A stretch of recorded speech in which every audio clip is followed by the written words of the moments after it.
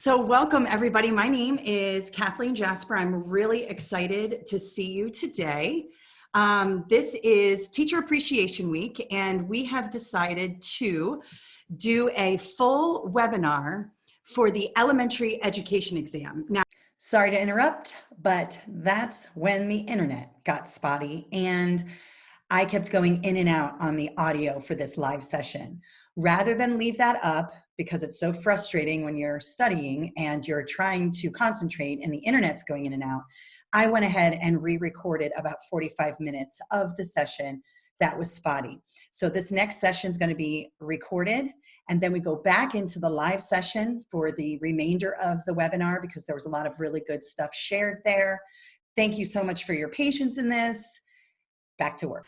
The 4 subtests are reading and language arts, mathematics, social studies, and science. So the whole entire test is called 5001, but when they break it down into each subtest, you'll see that reading and language arts is 5002, mathematics is 3, social studies is 4, and science is 5.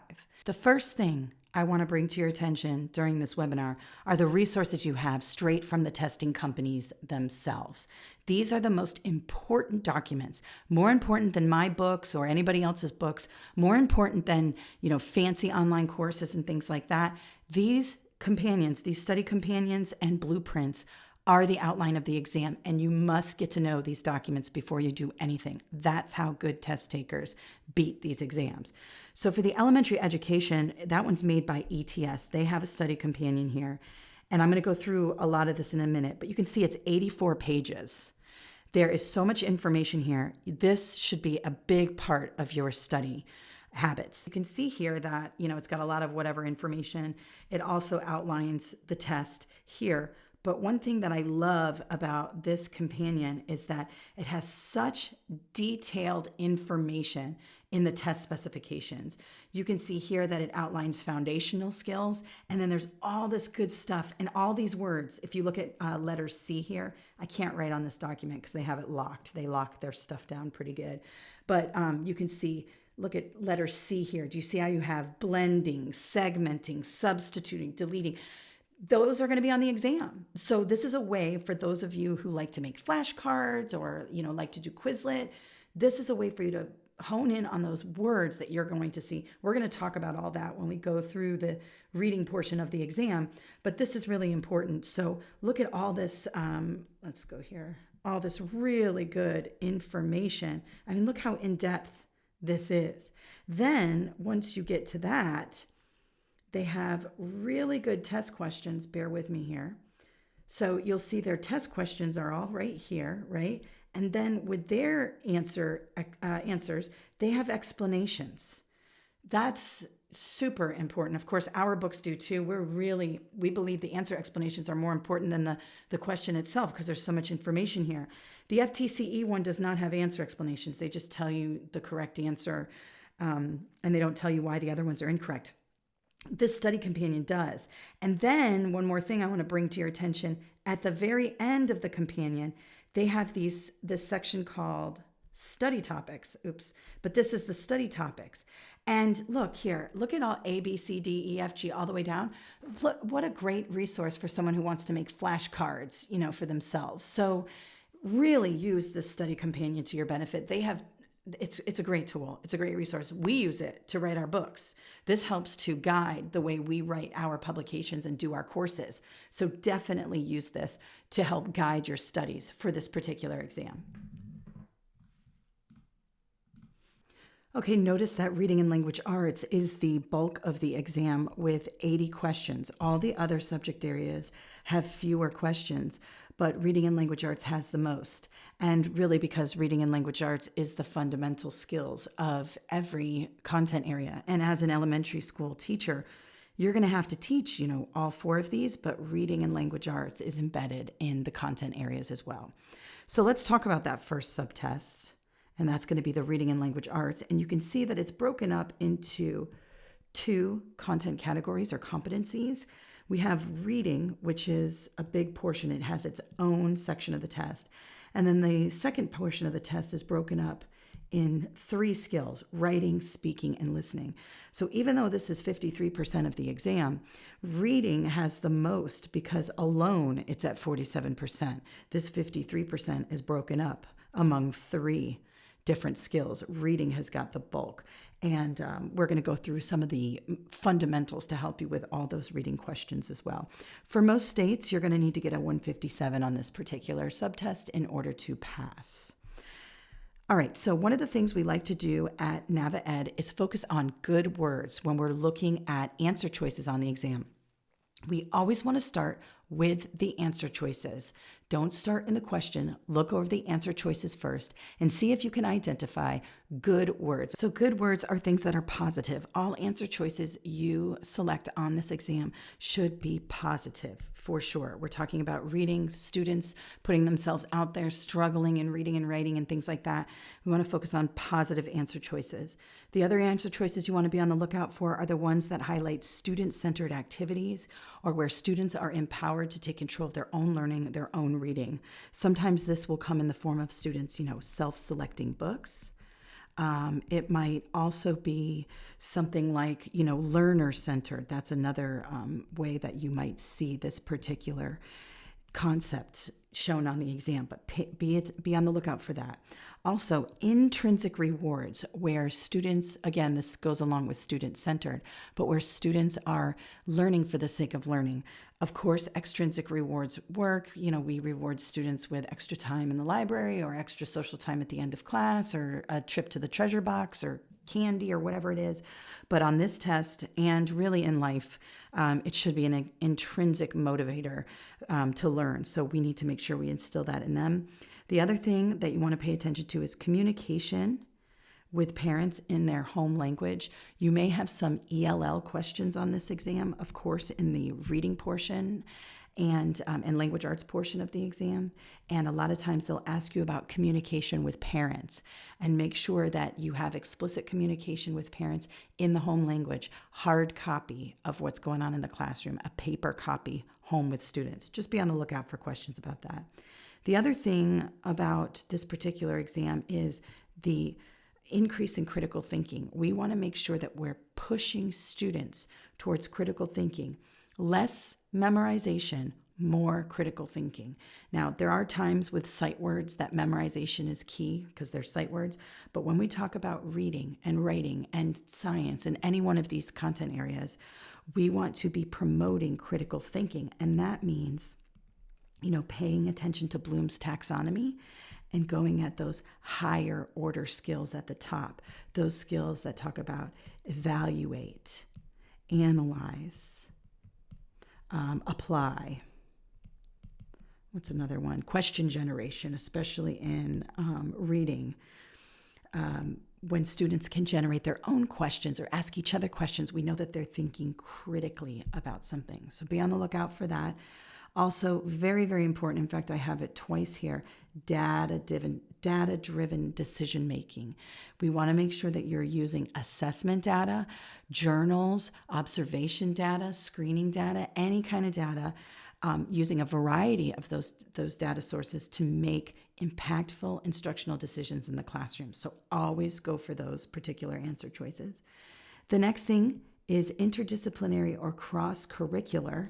That's where you take, multiple content areas and integrate them, which is how you help to connect ideas and things like that. Very, very important. So if you have an opportunity to, use social studies and language arts together to support social studies, but also use the reading skills, reading in the content area,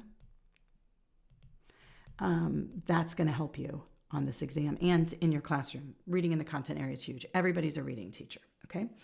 Also, classroom as a safe place to make mistakes, to stumble, to try. We know that life is a series of failures over and over again, and we need to make sure that we are embracing that in the classroom and allowing students to, reach a little bit beyond their comfort zone, make mistakes, struggle, and get better. And then finally, probably the most important one is standards alignment. This is a state test. The state is wanting to ensure that you are teaching to the state adopted standards. That's your number one job as a teacher. So if you see the term standards in an answer choice or alignment to the standards, that is going to be your answer choice 100% of the time. Now, remember, as teachers, we want to align our classroom instruction, our lesson plans, everything to the standards. The standards is the first place you start. First place you start is the standards, always. You know, you may talk to your peer teacher, you may go to a department meeting, you may do professional development, all that is good. But the one thing that drives your planning and instruction should be the state adopted standards. All right, so what does this look like on the exam when you're looking at an actual question? So let's talk about the good words here. And I took this from the Praxis Study Companion of English Speakers of Other Languages, okay? So remember, we want to use the study companions for all different content areas because they all have good stuff in them, especially the ESOL Study Companion, because you will get ELL questions on the Language Arts and Reading section of the Praxis 2 Elementary Ed, because you are teaching ESL students. So let's take a look at what good words look like in this particular item. So when I talk about an item, I'm talking about the question here and then all the answer choices here.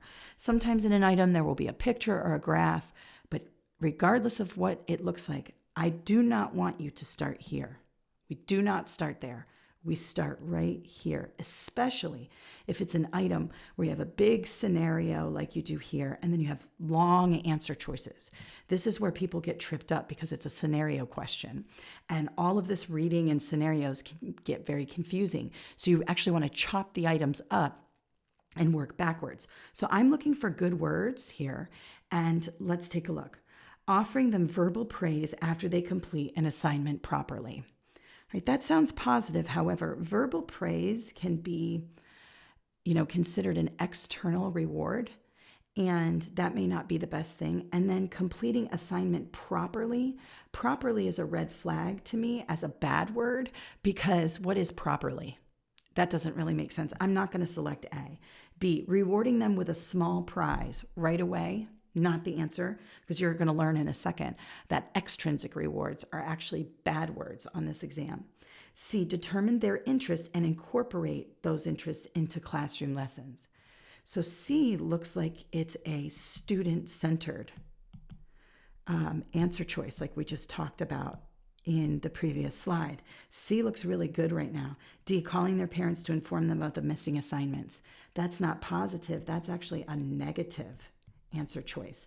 Right away, I didn't even have to read this particular item, and I know that C is the correct answer. But let's read it just in case we want to make sure. Mr. Abbott notices that a few of his ESL students have not been doing classwork or homework assignments because they lack motivation to learn about certain topics. All right, this is a motivation question. Mr. Abbott can best increase students' intrinsic motivation. Now look at that question stem there. If I just went to the question part, intrinsic motivation, I could automatically cross off A and B because those are extrinsic. Those two particular answer choices are extrinsic. And D is negative. So even if I didn't even read this part here and just went with, Mr. Abbott can best increase students' intrinsic motivation, I would be able to get the correct answer choice. So be on the lookout for those good words in the answer choices. Now, the other thing we want to take a look at, here's another example. This is from the Florida Teacher Certification Exam. Again, I'm not going to start here. I'm going to start here. A, teachers are knowledgeable experts whose ideas should not be challenged. So this answer choice is saying teachers should not be challenged. I disagree with that. I think everybody should be challenged. So, of course, teachers should be challenged. Not in a disrespectful way, but certainly we're here to learn and challenge ways of thinking and things like that. B, independent work is the best indication of students' academic progress. Well, independent work might be great for some students, but not others. I don't like answer choice B either. C, analytical thinking and clarity of self-expression are important academic skills. Analytical thinking. Remember from the good words list, critical thinking was a good thing, right? That was a good word. Well, analytical thinking is critical thinking because analytical thinking is up here at the top of the Bloom's taxonomy. So C looks like it's a good answer choice. Let's take a look at D. A classroom activity must produce tangible results in order to be worthwhile. You may be compelled to choose answer D. However, assignments don't have to produce tangible results. Those are things like grades and stuff like that. They could produce, intangible results that are just as good. Self-satisfaction, self-reflection, things like that. So D does not sound good. Also be on the lookout for strong language. Notice that D says a classroom activity must, okay? Teachers are knowledgeable experts. I believe in the last one, there was something about, maybe it's this one, independent work. Oh, here it is the best indication. Best, most, experts. Those are things we call strong language. And I would stay away from that in answer choices on any standardized assessment.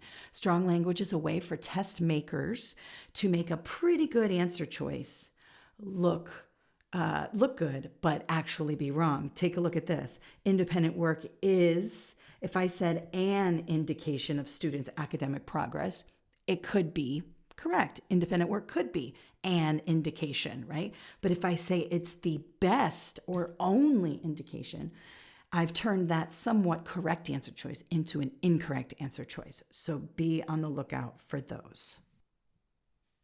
All right, so now let's take a look at bad words, answer choices that you want to stay away from. We already touched on this a little bit. Extrinsic rewards, parties, praise, extra candy or something like that. Stay away from those in the answer choices. Also, worksheets. Do we use worksheets as teachers? Absolutely. Of course, you give students activities on worksheets, but it's typically not the correct answer on this test, and worksheets should not be your main mode of instruction. Also, copying words from a dictionary or only using the glossary when it comes to vocab. This really comes into play for your content area reading. We don't want students just simply copying definitions out of the dictionary. I know that's what we did when we were kids. Certainly, I remember copying words from a dictionary, rewriting words, and some could argue that it is effective in memorization of vocabulary words. However, it's not the most it's not the most effective critical thinking activity.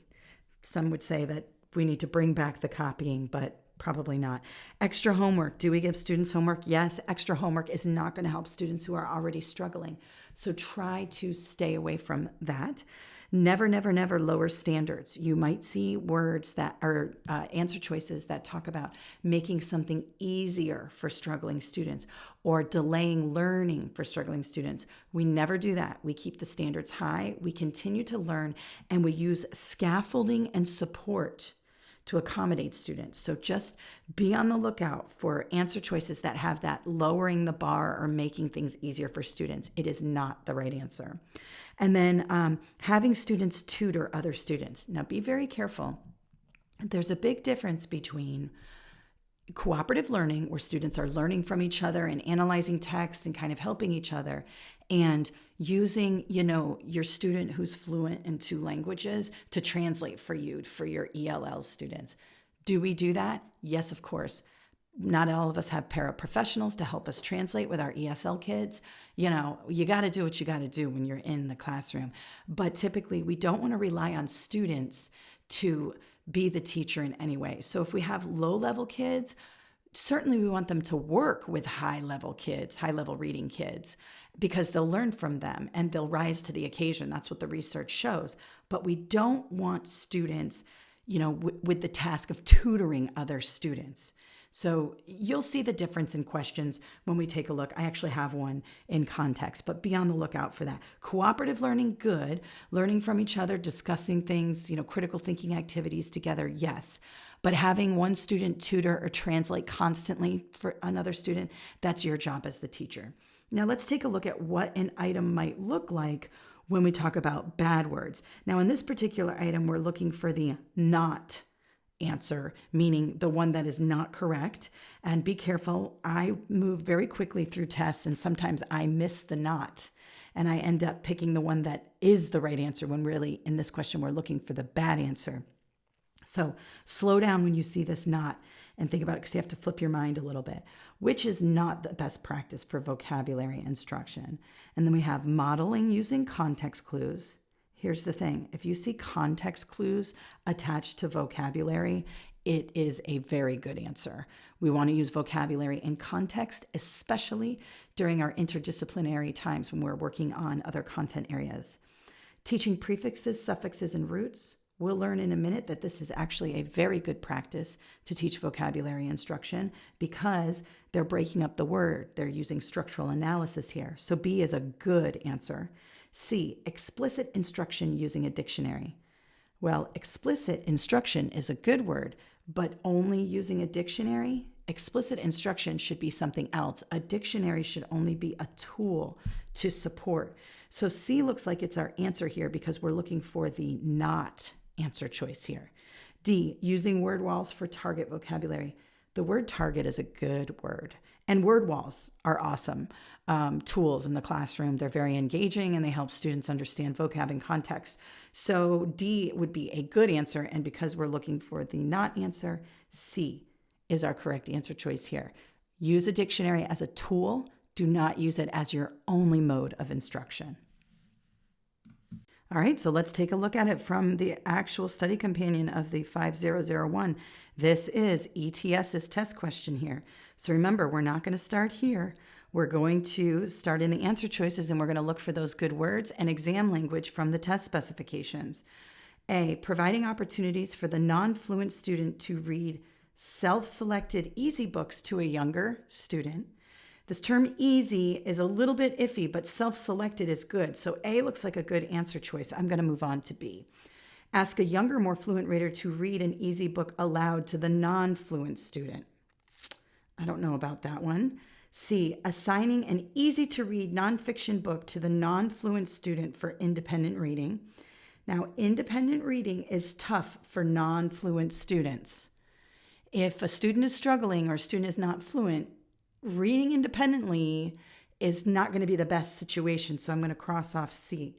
D, encouraging other students to interrupt and correct when the non-fluent student is reading easy books aloud.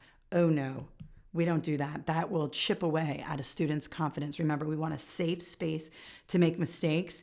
We don't want to be correcting every single mistake and interrupting somebody when they read. So let's take a look at the question. Which of the following is the most appropriate strategy for using easy books? Okay, so easy is in the question stem, so it's not a bad word in this situation. To increase fluency in a non-fluent student. So I'm trying to make a non-fluent student fluent. So providing opportunities, already positive language here, for the non-fluent student to self-select. That's a student-centered word there, good word. Easy books, and read them to a younger student. Okay, so this student, you're building confidence also because the student is reading to a younger student. B, asking a younger student, more fluent reader to read to the non-fluent student. That could chip away at confidence because it's a younger student reading to an older student.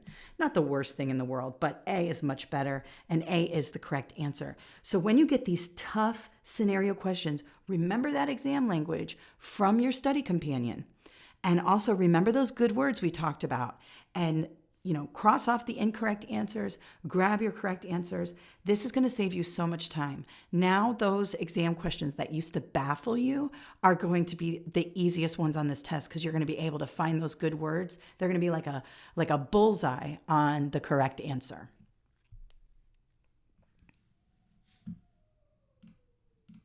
So now what I'd like to do is focus on the phonological awareness, phonemic awareness, and phonics portion of the reading and language arts, okay? So this is going to be the reading and language arts portion of the exam. It has a lot of questions that have to do with these three skills. And I find that a lot of people intermingle these skills and they don't know the difference between phonemic awareness or phonics, or between phonological awareness and phonemic awareness. So I'm going to clear that up for you now. First of all, when we talk about these particular skills, we're talking about emergent readers. So these are beginning readers. They're just learning how to recognize words. So this has to do with word recognition. Okay? So what are the skills you need to understand words? I'm going to get to phonological awareness in a second. I first want to focus on phonemic awareness. Now, phonemic awareness has to do with sounds only. Okay, it's just sounds. You do not have to see the word or see the letter to use your phonemic awareness. For example, if I said to you, how many sounds in the word bat, you would go b-at, and you would hear 3 sounds. You don't have to see the word bat. You don't have to see the letter B or anything like that. Just the number of sounds you can count without seeing the word. Phonics, you actually have to see the word. If I said, what letter does the word bat start with, you would put a B there, right? Seeing the B is a piece of phonics because it's about spelling. Another example is when I see the word phonics, I know that PH equals an F sound.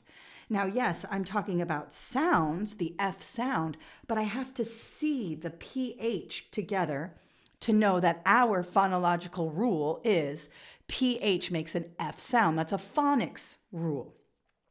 So I like to think of it in terms of phonemic awareness. You do not have to see the word. And my teacher who taught me all about this, she used to say, you can do phonemic awareness in the dark. You don't need paper. You don't need pencils. You don't need a book. You don't need the words. You can do it in the dark. It's all about the sounds in words. Phonics is matching the sound to the letter representation. So you have to actually look at the word. It's also considered spelling.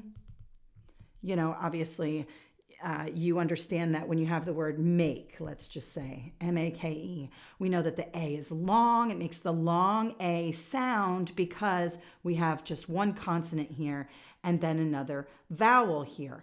And so that's phonics. That's the rules of our language. Now, when we put both of these together, so when we add phonemic awareness and phonics together, we get phonological awareness. And that's when we put everything together: syllables, sounds, spelling, beginnings, ends, prefixes, suffixes, roots, all of that together is phonological awareness. So make sure you remember that when you're taking this particular exam and any exam that has to do with reading, writing, or any kind of elementary ed exam. So let's take a look at what that looks like in an actual item on the exam. Now, I took this from the Praxis Study Companion, but this one is from the English Speakers of Other Languages. So this is from the ESOL test. And remember, I said, look at all of them because they all have really good information, especially the ESOL Praxis Study Companion. It's got a lot of really good stuff in it for this particular test. But I saw this item in that study companion and I thought it was so good and it would be perfect for this webinar. So remember what we're going to do. We're not going to start here. This is too much. It's a big scenario. We're going to go down here and at least get an idea of what we're starting with or what we're taking a look at. I always want to look at the question stem and the answer choices first. So we have, which of the following is the following best describes the primary focus of this activity? And we have A, it introduces the concept of onomatopoeia. B, it connects phonemes and graphemes. C, it develops phonemic awareness. D, it improves translation skills. So just by reading the answer choices, I can't really pick what the right answer is like we did with the other ones, but it at least sets me up to know kind of what I'm going to have to do here. I'm going to have to figure out which one of these, A, B, C, or D, is the activity that's going on here. And I should start to think of like phonemic awareness and word recognition because we've got these words in here. Okay, so let's take a look. Mr. Lambert, an elementary ESOL teacher, provides students with the following worksheet. So here's the worksheet. We have 4 boxes, and then we have a bee, a sun, and a hand. Okay, first, Mr. Lambert says the word that names the first picture on the worksheet, bee. Then he instructs the students to quietly repeat the words to themselves and segment the word into its distinct sounds. Once the students have identified the distinct sounds in the word, they move 1 token for each sound into a box above the picture. Finally, Mr. Lambert asks the class to share which sounds, see where I'm going here, guys, they recognize in the word bee. Now, is there anywhere on this worksheet the word bee? Do we have to see the B or the 2 E's or see any other words? No, there are absolutely no words on this paper. So that takes graphemes off because graph equals writing. Just think about that. Think about your root words, okay? So it does not connect graphemes. And look, I've got sounds, sounds, sounds, sound. What did we say? Everything that has to do with sounds only. If you go back to my umbrella here, sounds only, you can do it in the dark, right? And in this case, we're talking about sounds only. It looks like C is going to be our best answer. D, it improves translation skills. We aren't really talking much about translation here. And A, it introduces the concept of onomatopoeia. Just so you know, onomatopoeia are words like boom, pow, kerplunk. They are kerplunk. They are words that represent the sounds they make. So A is out. That's not what's going on here. C is the best bet. And because you know that umbrella and you understand that phonemic awareness is all about sounds only, and this particular activity is working on sounds only, you know that the answer is C. Another concept that will help you with this exam and help you identify correct answer choices is to understand cueing systems. Now, cueing systems are ways in which we recognize words. Sometimes we use meaning, sometimes we use the structure of the word, sometimes we use phonics to figure out the word, and sometimes we use social cues. And that's what these 4 cueing systems right here are. It outlines those types of systems in our brains that help us understand words or recognize words. The first one's semantic. Pay attention to the M there. Semantic cueing systems use meaning to help you figure out the word. So for example, let's say that I'm reading a paragraph about Christmas, and I know the word Christmas because I've seen it everywhere. And then somewhere along the line, I get to this word, receive, and then I see the word gift, okay? Now, I don't know this word. Let's say I'm stumbling over it and I'm trying to make the C a K sound and I'm like, Riki, and I'm stuck on this word. But I know that Christmas came first and gift came second. And I know that Christmas and gift kind of go together and we receive gifts. So I might use these 2 words here to get me to go, oh, receive. Yes, that word is receive. In that case, I'm using the meaning around the word, or maybe pictures around the word to figure out the meaning. Another cueing system students use when trying to figure out words is the syntactic cueing system. And that has to do with the structure of the word. So prefixes, suffixes, roots, endings, breaking up the words, compound words, things like that. Then you would use the syntactic approach. The third approach is graphophonic. Notice this word here, phonic or phonics. In the graphophonic approach, you are using spelling. So just like I showed you before with the PH, you knew that the P followed by the H, like as in graphophonic, makes an F sound. If we were using graphophonic cueing systems in the word received, we would say to ourselves, I before E except after C. And those types of, understanding of phonics, or those little rules that we have, that would be the graphophonic approach. And finally, the pragmatic is typically referred to for ELLs. And this is kind of taking social cues. When you're reading something and thinking to yourself, it's related to semantics. But the pragmatic point is to think about it in terms of does that make sense socially?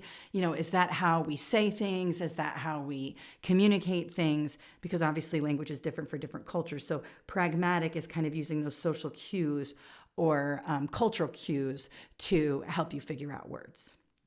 Now for this exam and for any exam that has to do with reading, it's very important that you understand the difference between comprehension and fluency and how fluency supports comprehension. So there's a few things you need to understand about these 2 particular concepts. First of all, when we're talking about fluency, we're talking about early learners or early readers, and we're trying to build up that fluency, because when you build up the fluency, you free up space in the mind for comprehension to take place. So what I like to do is refer to it as cognitive endurance. Of course, I did not make that up, but cognitive endurance is a way for people to understand the brain power you need to really understand a piece of text, especially a piece of complex text. And if you're sounding out every word, and I'm sure you've seen students do this, where they're sounding out every word in a paragraph or in a passage, it is exhausting. It's exhausting on us as the teacher, and it's definitely exhausting for them. And by the time they get to the end of the sentence, they have no idea what they read because they're trying to decode, and they're using all that cognitive energy to decode the word. So what Fluency does is it builds up that cognitive endurance, and it frees up space so that comprehension can take place. Now, in order to build fluency, we have to practice fluency. And the best way to practice fluency is through repeated reading. So that's read a passage, read it again, read it again, read it again, because that's how we get better. Nowhere in the world do we read something once and put it down and leave it forever. Most of us, even really good readers, have to read things 2, 3, 4 times to really understand what we are reading. So the same goes for our students, obviously. The other thing I'd like you to focus on as well is comprehension takes critical thinking. This is that higher order thinking. So, you're not just recalling information. When you are reading, you are predicting, asking yourself questions, thinking ahead, going back in time and connecting concepts. Reading comprehension is one of the most complex things that your brain can go through. And so helping students think critically about the text will help them with that comprehension. And then one of the most important pieces of teaching comprehension is metacognition. Now, metacognition is, we like to say, is thinking about your thinking. And basically what that means is that you are, or the student, I should say, is understanding the process that the brain is going through while the student is reading. So being able to identify those processes that are helping you comprehend the text. For example, if I'm a teacher and I want to model metacognition, a read aloud, think aloud is probably the best way to do that. And basically that's when the teacher reads aloud, and when she or he gets to a difficult word, the teacher talks through it so the student can see the process by which the teacher is using to work through that word. It's really powerful. We have to teach students how to use their brains so that they can comprehend. And that's why metacognition is so important. And remember, you might be asked, what's the best activity for metacognition? Look for the answer choices that have the words think aloud in it or read aloud in it, because this is where we model what our brains are doing as we figure out words, as we go through the cognitive process. And finally, it's important to understand the fundamentals of assessment, especially for the reading and language arts section, because in order to make data-driven decisions, we need to make sure we understand where to get that data, and these different assessments are ways in which to get it. So let's talk about this quickly. Now, I have a lot of videos about these assessments on our YouTube channel and in our courses. I'm going to do a quick overview here, but please make sure you check out some other videos on our YouTube channel that have to do with assessments. Now, when we talk about a diagnostic assessment, oftentimes on these standardized tests for teaching, diagnostic assessments are referred to as pre-assessments. However, I just want to be clear that diagnostics do not have to be pre-assessments, even though they are often referred to that on these exams. A diagnostic assessment is just an assessment that you use to diagnose a problem or figure something out. And it could be a quick observation where you listen to a student read, or it could be a pre-assessment before moving on to another chapter or another skill in the book. Maybe you do a diagnostic or a pre-assessment to figure out where your kids are in terms of that skill. But any way that you use it, you're trying to figure out, where the student is in terms of his or her skills, and then make decisions accordingly. It will be referred to as a pre-assessment on many of these exams, but you can stop in the middle of a lesson and do a diagnostic to figure out, why a student is struggling or what students are having difficulty on. So don't get hung up on the pre-assessment piece, but if you see pre-assessment, it's probably diagnostic, just letting you know.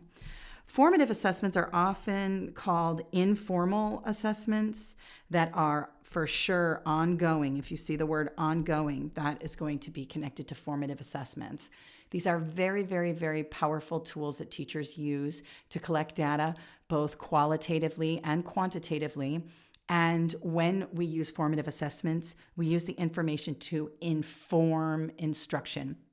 So a quick formative assessment could be an observation. You're watching students read, or you're watching students engage in their cooperative learning, and you're making decisions based on that. You may be moving them in and out of groups quickly in a flexible grouping situation, or you may be deciding on how to move forward the next day.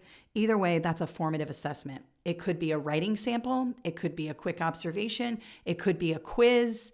It could be a lot of different things, but you're using it to inform your instruction. Summative assessments, think of the word sum. Sum is combined or at the end. This happens at the end of learning, and you use summative assessments to measure outcomes. Okay, so when I say outcomes, something like this: I implement a reading program this year, and I want to see if the reading program is successful or effective. So what do? Well, maybe I give a little pre-test over here in August, right? And maybe the students are like, the mean score is somewhere between like a 50 and a 40 or something like that. It's very low because the students haven't learned the skill yet. And as you go through the months, let's say this is December, let's say this is at the semester's end. And as you go through the months, you see that the data is going up from these formative assessments. Maybe you do a formative assessment in September, and then October, and then November. Okay. And then at the end in December, maybe at the end of the semester, you give a summative and you see, oh, wow, students are at like 80% now in December, and they were at like 50%. So that would be a successful reading program. And that outcome, this outcome right here, is what you would use the summative assessment to measure. So it happens at the end of learning. If you see something like a final exam or a midterm exam or anything that mentions outcomes, that's going to be a summative assessment.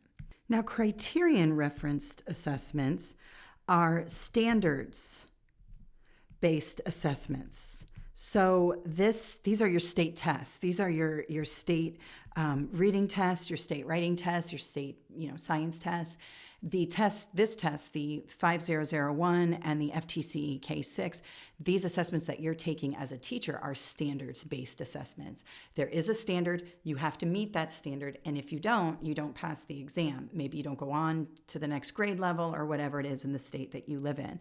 Standards-based assessments are typically done through the state. So a lot of times criterion referenced assessments will have the term like state test associated with it. Criterion reference can be considered summative as well, because you do them typically at the end of the year after the learning is over for that particular year.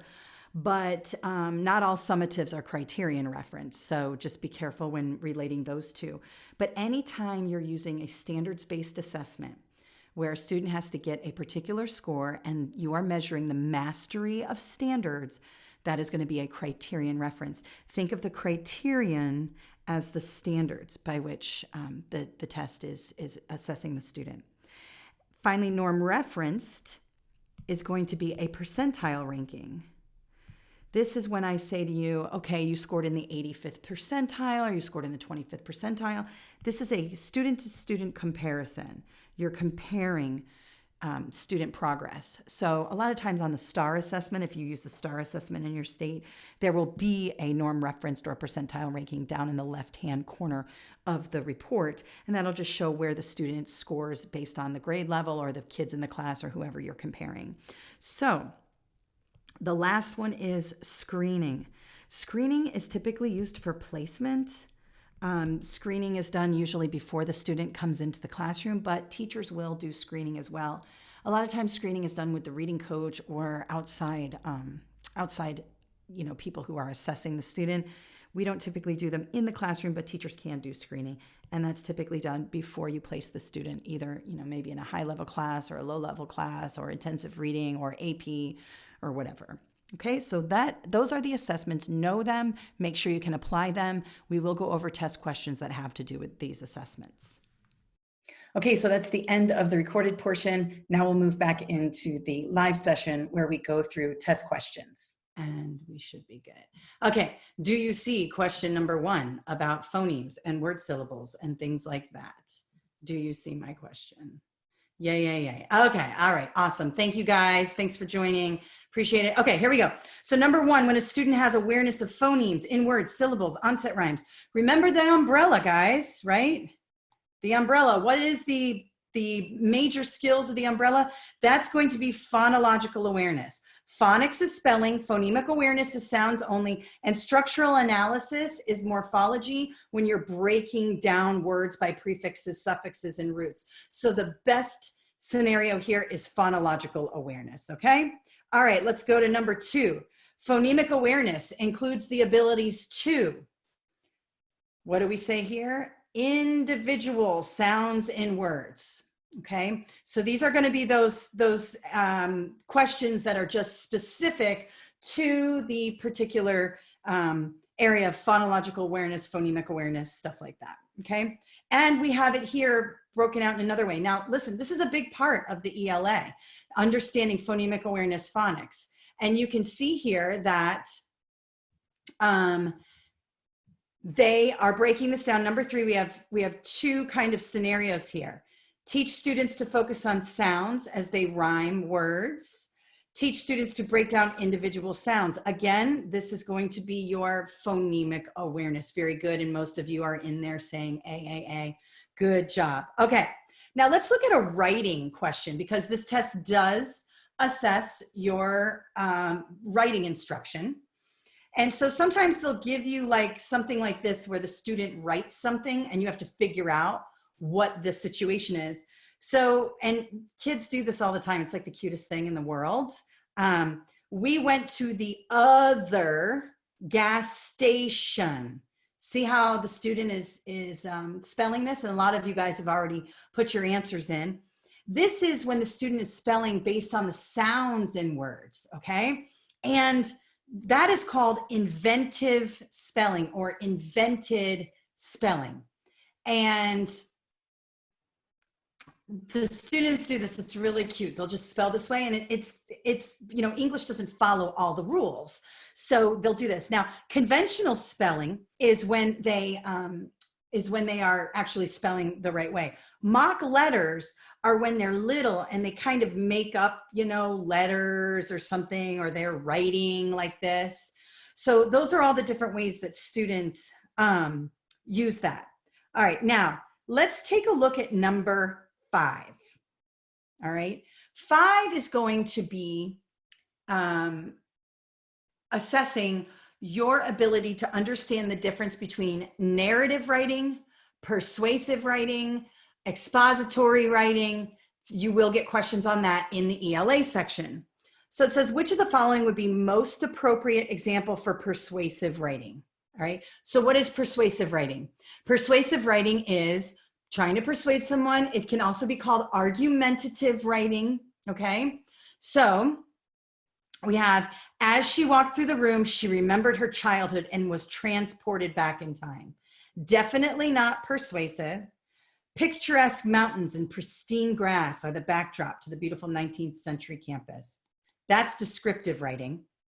A is probably descriptive writing, maybe a little more expository writing. C, in 1969, the United States made it to the moon, making the US the most powerful nation in the world. Again, that's expository or informational writing, and we're looking for persuasive writing, all right? And D, this is the most pressing issue of our time, and young people should get out and vote. The term should means you're trying to persuade something, and so that's going to be answer D. All right, it looks like my internet is better now.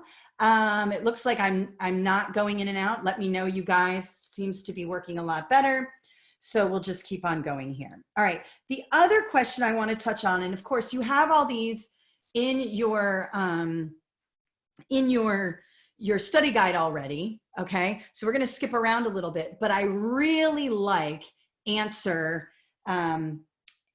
question 8 for this one, okay? Question 8. A teacher is helping students use the semantic cueing system. Now remember what we said about the semantic cueing system. We said that that has to do with meaning, right? So let me go back. Where are we? We are here. Okay. Which of the following questions aligns to the semantic cueing system? So what are we going to say? Is that structured properly? Well, remember, structured is syntactic, is the syntactic cueing system. Does that make sense? That's going to be the meaning. That's the meaning, okay? What sound does that letter make? Sounds, that's phonemic awareness, or maybe phonics because you're looking at the letter. Remember, if you have to look at it. And D, is that the long A or the short A sound? That's definitely phonics or graphophonic. So D is out, A is out, C is out. Does that make sense? Does that mean the right thing? That's going to be your semantic cueing system. So pay attention to that. We're going to move on to math now. I know a lot of you struggle with math. For the elementary ed in Florida, you do not get a calculator. For the elementary ed praxis, you do get a calculator. Now, here's the breakdown for the math for the praxis, but it's the same for Florida. Most math exams, even ACT, SAT, all of it, high level, GK, all of it, is usually broken down into these three content categories: numbers and operations, algebraic thinking, and then for this test, they break geometry and measurement, data, statistics, and probability into one, but sometimes those will be separated out. Like geometry will be its own, and then measurement or data, statistics, and probability will be its own content category, okay? So just know that most math exams are broken down in this way. So you will always have these three categories. Now, the Praxis 2 math test for elementary ed is really, really hard. It's hard. And the K6 is really hard, especially with no calculator. So let's focus on that as we're working through these questions, all right? So that's the breakdown. You want to get 157 on this test if you're taking the Praxis. For our elementary ed people in Florida, you want to shoot for a 75 to 80 all the time. That's going to put you in the safe zone, all right? All right, so let's take a look at some math questions. Notice down here at the bottom of my PowerPoint, I have where they come from, where these questions come from. And this is going to help you when it comes to, you know, understanding your, the types of questions. Knowing which content category they come from is very, very helpful. So you might see something like this. This is going to come from numbers and operations. Many of you use these types of questions in your math class, okay?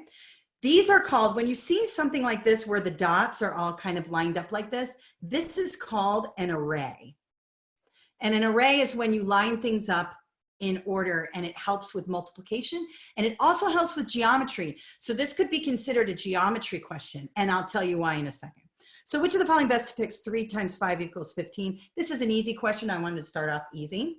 And you can see 3 times 5, so we need at least 3 going one way and 5 going the other. And many of you are answering now, yes, indeed, it's going to be A, because we have 1, 2, 3, and then we have 1, 2, 3, 4, 5. That's the answer. Easy peasy, okay? Now remember, these arrays can be used to teach geometry, area, because what do we do with area? We do base times height, right? So using base times height here, 3 by 5, you know, it would be 5 times 3 or 3 times 5.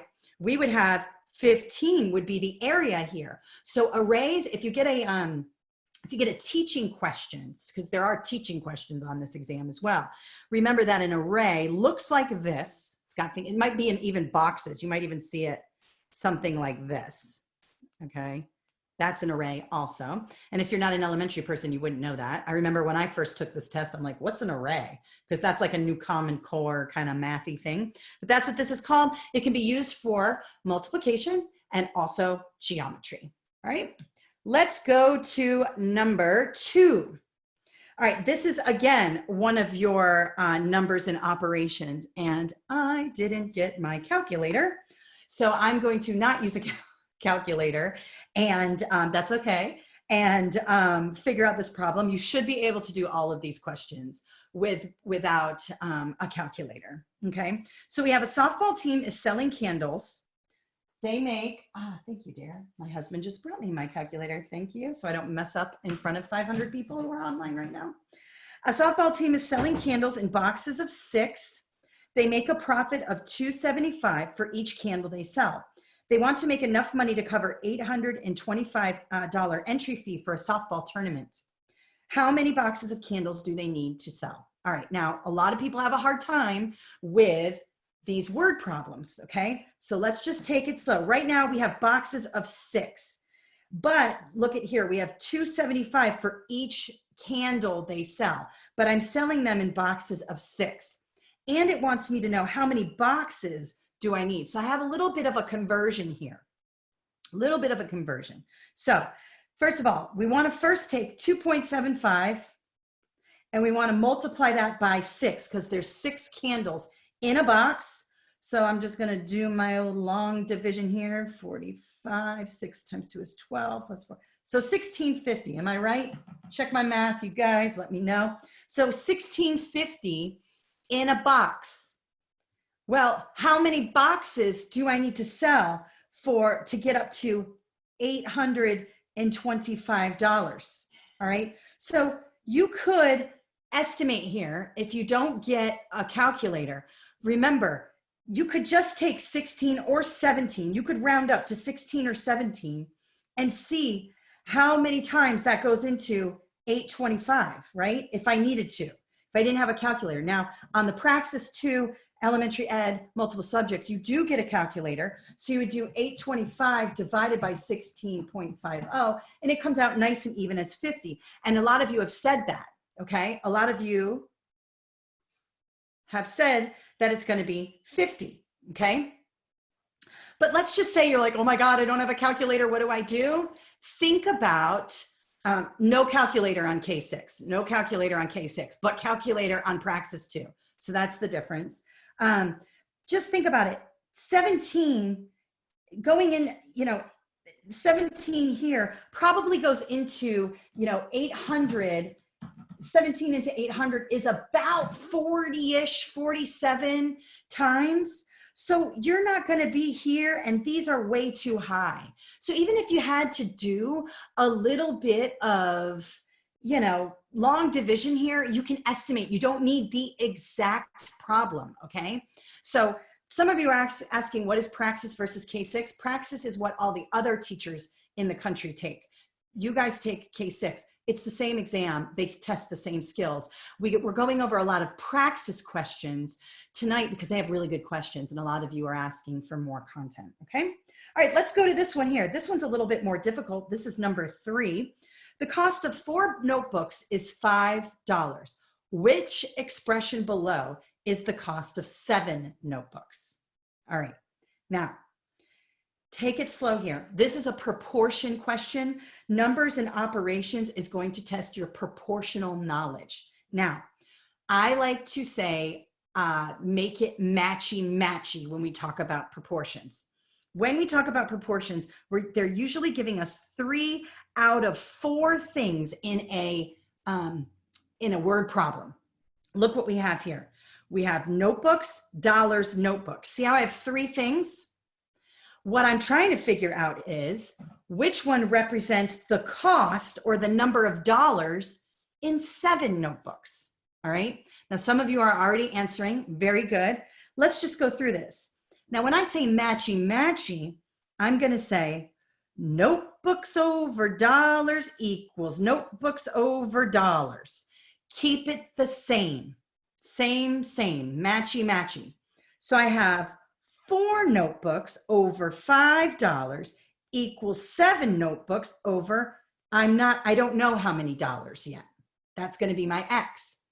Now, if I look here, I can see that that's still not really matching up to what's going on here because they've taken it a step further here. What do we do with a proportion? We cross multiply and set each other equal. Okay, some of you are saying A. Be careful here. What do? We cross multiply and we get 4x equals 35. we're really multiplying the 7 notebooks by the 5 and dividing by 4, because what do we do here? We divide by 4 to solve for X. So that is the proportional understanding here. This is a tough one, and you will get problems like this on the test. Let's just go over it one more time here so we can talk about it, okay? With a proportion, they're going to give you 3 out of the 4 things in a word problem. And here we have notebooks and dollars and the other notebook, but I don't have the 4th thing. So I'm keeping it matchy. Notebooks over dollars equals notebooks over dollars if I want to figure out what's the cost of 7 notebooks. So I have 4 notebooks over $5 equals, proportions are always equal to each other. 7 notebooks over not sure how many dollars. That's what I'm solving for. When I cross multiply, I get 4x equals 35. What did I do? I multiplied 5 times 7 here. See, this is basically 7 over 1. So I'm multiplying 7 times 5, and then I'm dividing by 4, and that's essentially what I'm doing here, because to solve for x, I have to divide by 4. And then I get x equals, 35 divided by 4. It's a little less than 9, 8.75. Okay. Okay. It could not be A. Somebody's asking, why can't it be A? Because we're not multiplying 7 times 4. Let's just take a look at it. First of all, it's 8. The solution to the problem is $8.75. If I solved this proportion, you would see that 8.75 is the answer. And answer choice A gives you $5.60. So that's how you could check yourself as well. All right, let's go to the next one. Here's another proportion, okay? All right, Ryan works at a sandwich shop and he can make 35 sandwiches in 50 minutes. At this rate, how many sandwiches can he make in 4 hours? Okay, so another proportion. Notice that we have 3 out of 4 things here that we're talking about. I have sandwiches in minutes, and then how many sandwiches in hours? So it's going to be sandwiches, remember the matchy-matchy, over minutes equals sandwiches over minutes. I like to do the little thing in my head. Sandwiches over minutes equals sandwiches over minutes, okay? So I have 35 sandwiches in 50 minutes equals, I'm not sure how many sandwiches because that's what they're asking here. How many sandwiches? That's going to be my X in, now I have 4 hours. Now you can do this one of 2 ways. You have to convert. I can either turn my 50 minutes into hours by taking 60 divided by 50. I'm sorry, 50 divided by 60, and you're going to get roughly 0.83 hours. And that way you can keep the 4 hours at the bottom here. Or you can convert, it's a little bit easier, but you're dealing with bigger numbers. You can convert the 50 to I'm sorry, you can convert the, sorry about that. You can convert the 4 hours to minutes, okay? Either way it works. If you're not using a calculator, it's going to be hard to do the decimal by converting the 50 minutes to hours. So I might convert the hours to minutes. And how do you do that? You just multiply 4 times 60 because there's 60 minutes in an hour. So 4 hours becomes 240 minutes. So now I'm matchy-matchy. I've got sandwiches over minutes equals sandwiches over minutes, my little rhymey scheme here. I converted, I have 50 minutes and now I have 240 minutes because I converted this 4 hours to minutes. And I'm going to cross multiply and solve. And here I get 50x equals, now we have 35 times 240. You may get this on the test without a calculator. So let's just do it really quickly. 240 times 35, we get 0, 2, 0. Check my math, you guys. 10, 12, make sure I'm not making any mistakes. We got a 0 here, 1, 2, 6, 7. Looking okay? 2, that's 4, 8,000. 400. Looks like okay, you guys check my math. Good. And then we're going to divide by 50 here. Okay. Well, right away, even if I did my long division here, I know that it's definitely not going to be, you know, upwards of 280 and things like this, because this is going to be way too big. If we do divide, we end up getting, and you might have to do your long division here, and that's okay. If you guys are taking K6 without a calculator, you need to brush up on your long division. All right. And in this case, it's a little bit easy because we have 8,400. And if we divide by 50 here, you know, you can kind of cut off a 0 here. How many times does 8 go into, or 5 go into 84? And you can say, you know, or how many times does 5 go into 840? And you would get, you know, a 1 here. How many times is 50? So we got 50 here. 4 minus 0 is 4.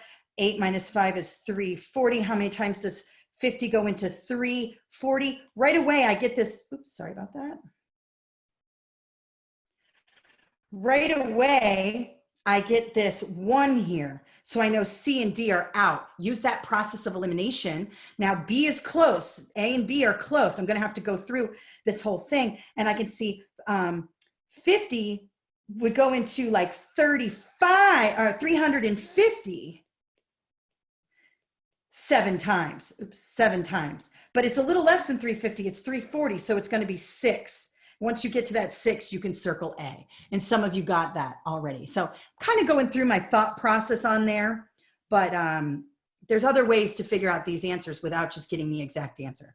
All right, now we're moving into algebraic thinking, okay? And this is a tough one.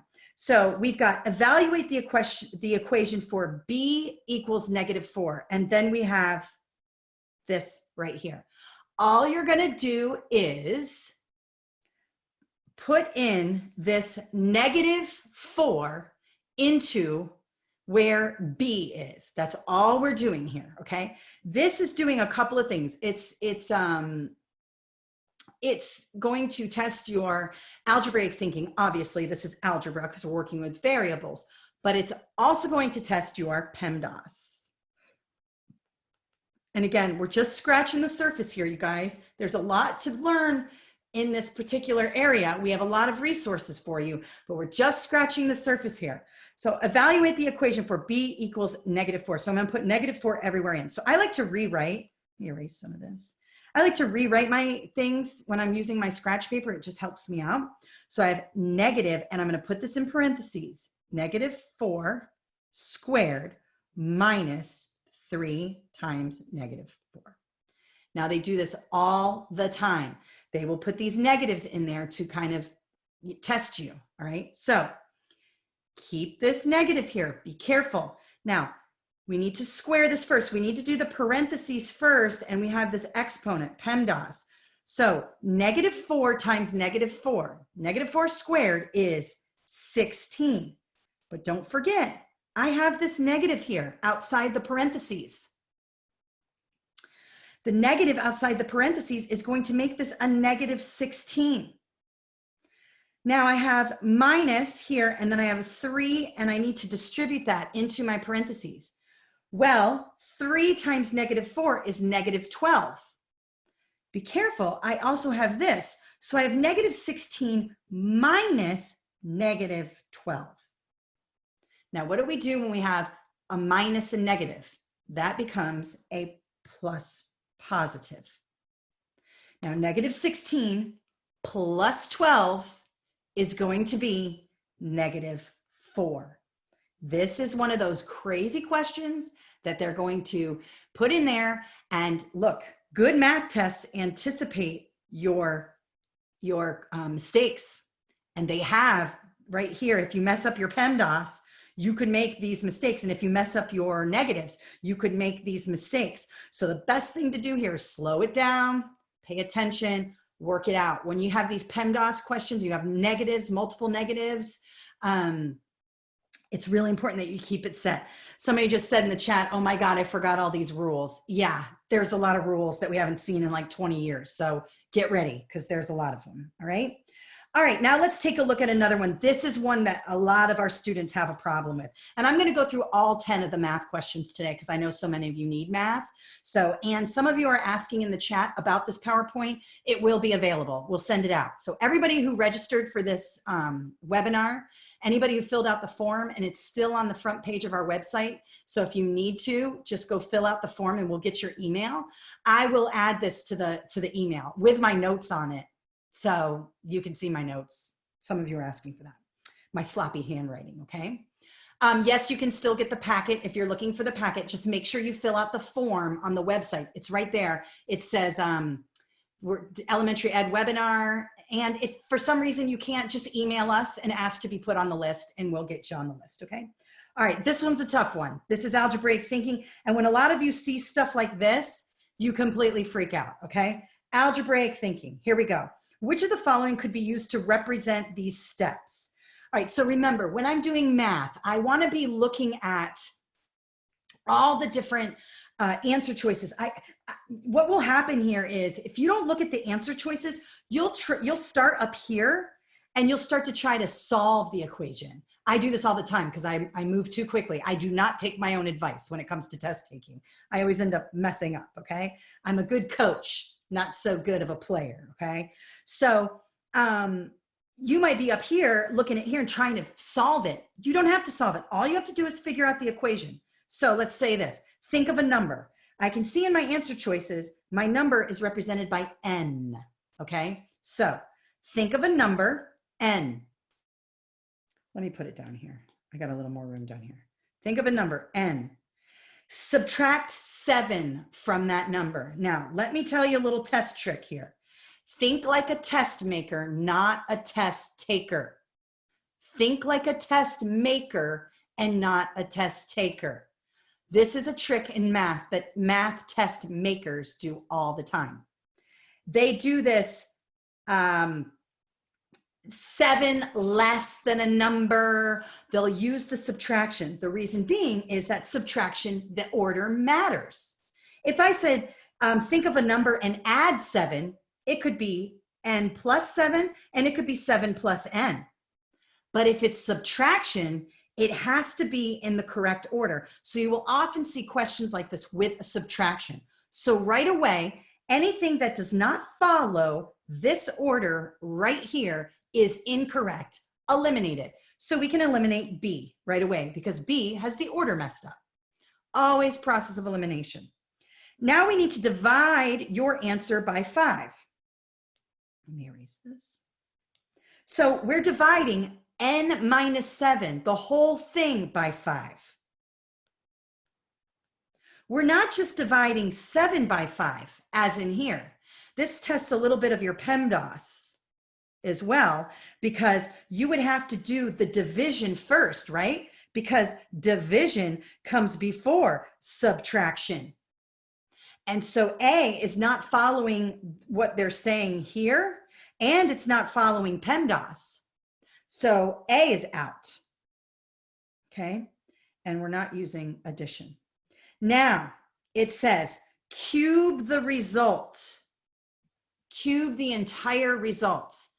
We're not just cubing this, we're cubing the whole thing. And that's why C is the answer. So be careful. Algebraic thinking. Okay. Yes, the difference between A and C. What they're doing here is they're testing your PEMDAS. They're testing your algebraic thinking. This kind of assesses a lot of different skills. All right, moving on. Okay, now here's a trick. Think like a test maker, not a test taker. I'm going to say it again and again. All right. So you've got this big old thing here, and you're going to get lost in all of the language. We have a 6-sided cube, has numbers 1 through 6 on the sides. So it's a dice, it's a die.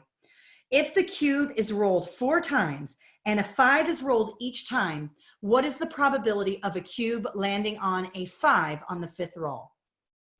Now, this is just a bunch of gibberish. What is the probability of rolling any one number on a 6-sided cube? 1 out of 6. 1 out of 6. It doesn't matter if you rolled a 5, a 5, a 5, a 5, a 5, a 5, like 18 times in a row. Your next probability of rolling another 5 is 1 out of 6.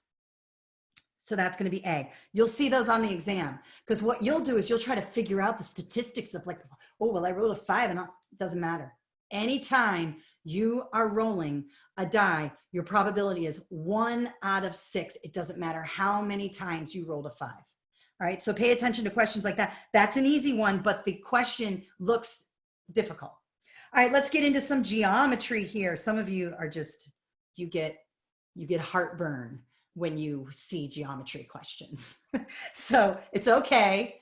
Let's just take a look at this. Some of you are saying you tend to overthink it in math. Yeah, we know. We work with you guys. You will overthink it, or you'll think they're tricking you or something like that. They're not. Just slow down. You know what to do. You know what to do. You can do this. You can do this. Remember, it's a lot of it is considered basic math, but I take issue with that. I don't think a lot of this is basic math. I think some of it's pretty difficult. All right, so here we have perimeter. What is the perimeter of a square with an area of 49 square inches? Okay. So we know right now, and I want to think, okay, they're testing my geometry here. All right. So, and it's a square. What does a square have? 4 equal sides. You will see this a lot in the test. They're giving you cues. They're giving you clues in here. Okay. So we're looking for the perimeter. What's the perimeter? The perimeter is when you add all sides. All right. So we have a square. We're saying that the square's area is 49. Well, what is area? Base times height. Well, if it's a square, both the base and the height are the same. So something times something equals 49, the same number. What's the square root of 49? 7. 7 times 7 equals 49. So that means the base is 7, and that means the side is 7, and that means the top is 7, and that means the other side is 7. Why? Because it's a square and they have 4 equal sides. So now do the perimeter. 7 plus 7 plus 7 plus 7 is 28 inches. D.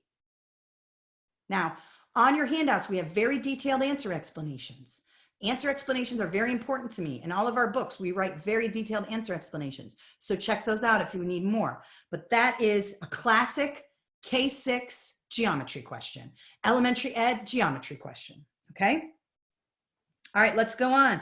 Ooh, this one's a good one. You guys always get messed up on these, and these are so easy when you see them, okay? All right, Ellie's food truck currently serves 4 main dishes and 3 side dishes, and each meal consists of 1 main dish and 1 side. Next week, she is adding 1 main dish and 2 sides to the menu. How many more combinations of meals will her customers be able to get with the new additions?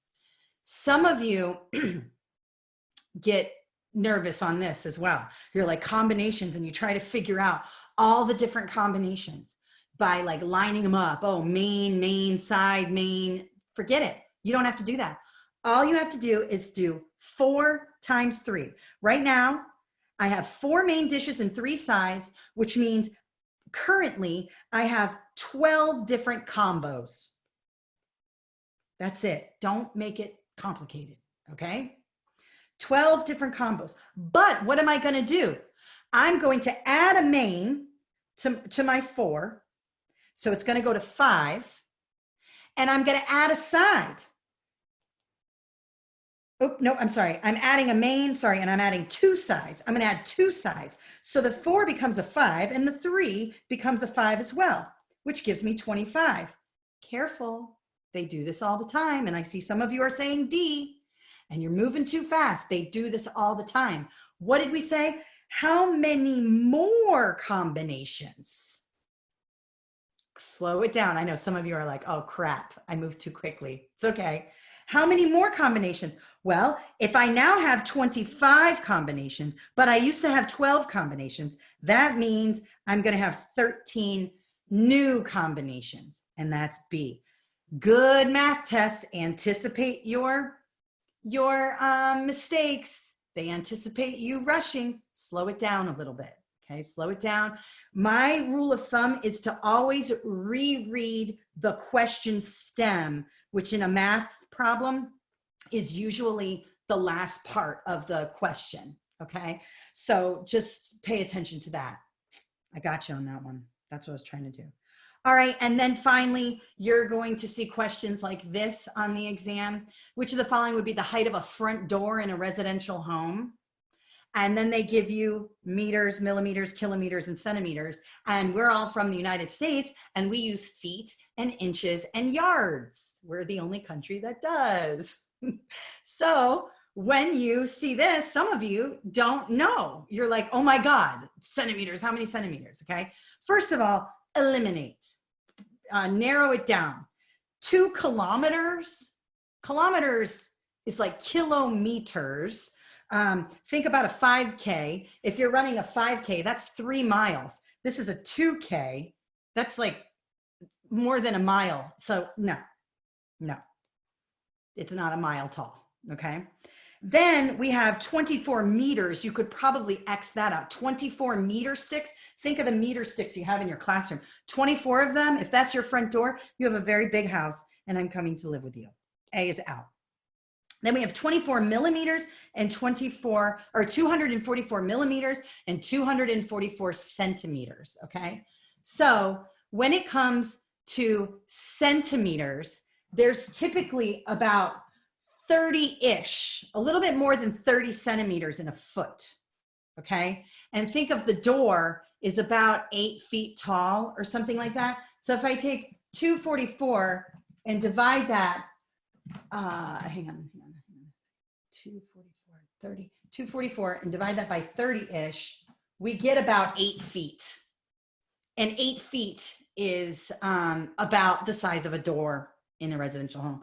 So centimeters is going to be the right answer. Some of you are asking, do you get a reference sheet? Yes, you do get a reference sheet. They used to not give it to you on the K6th, and then enough people complained and they started giving it to you. So remember, your voice matters. So definitely speak up, but you do get a reference sheet. It's on screen. Sometimes it'll be embedded in the question, but you will get a reference sheet. So pay attention to that. So the best answer here is D, 244 centimeters. All right. All right. So that concludes the math section. I know that you need more math, and we have lots of more math. We also have a YouTube channel dedicated to math. We go live on Facebook every Tuesday for math from 5 to 6 that you can ask specific questions. So keep that in mind. And we also have math courses. Okay. So just let us know what you need, and we're here for you. Okay. Now let's move into social science. Some of you are, struggle with the social science. And here's something about social science. It can be a lot of random content, okay? It's like everything from US history, government, citizenship, geography, world history, and economics, okay? So let me tell you a little bit about history or social science tests. I know this because I look at tests all day. Most social studies exams in the elementary and K6 area, and also at the high school, will be divided up into certain content categories. Now for elementary, it's all kind of lumped together because you're teaching them together, but every social studies big test that has all the subjects in it will always have US history. And here they lump government and citizenship in together, okay? So that is going to be your US history, so a lot about colonialism, Jamestown, Pilgrims, the Mayflower, Ponce de Leon, all that kind of stuff. Government, that's going to be your branches of government, things like that. And then citizenship is kind of in there. That's when they talk about the Electoral College, what kind of, things that you talk about that. So that's all going to be wrapped up there. The next part is going to be your geography. And those of you who haven't seen long division in 20 years, many of you have not done any geography in 20 years. What is your fjord and your isthmus and what's the difference between an island and a peninsula and all that stuff? You may struggle with that. So brush up on your geography. And then also here is going to be your anthropology and sociology. That's going to be, your stuff about societies and cultures and things like that. Then you're always going to have a piece on world history. So your ancient civilizations, your, Mesopotamias, your Romans, your Greeks, things like that. And then there will always be a portion on economics. Now this goes for the high school, the 612 social science, or the social studies content knowledge. You will have questions from all these areas. So again, it really helps to know where these questions are coming from in order to know more about it. So now I'd like you to turn to page 16 in your guide, and we're going to get right into the questions so I can show you what kinds of questions these are, okay? Again, the Praxis study companion for social science is awesome. They have so many concepts broken down.